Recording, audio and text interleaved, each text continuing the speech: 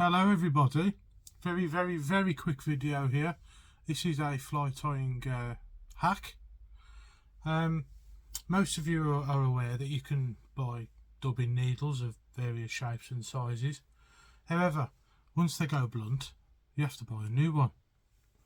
That's not really very good, is it really, when you need a sharp one all the time? So you can get these craft knives pretty much anywhere.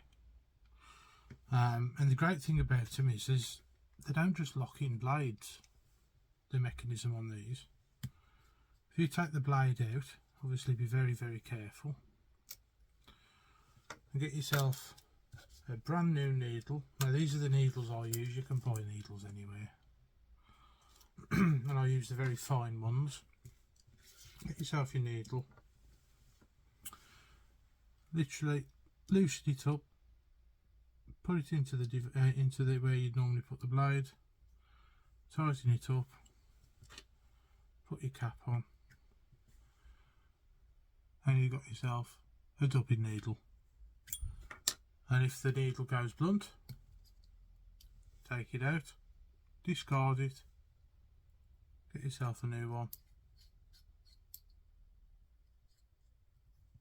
and there you go.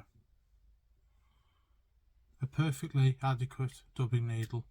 Now you can have thicker needles in there if you like. If that's what's required, you can put longer needles in. It's completely up to you, and that's why I like this way of making a dubbing needle.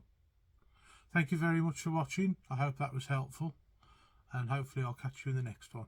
Bye bye for now.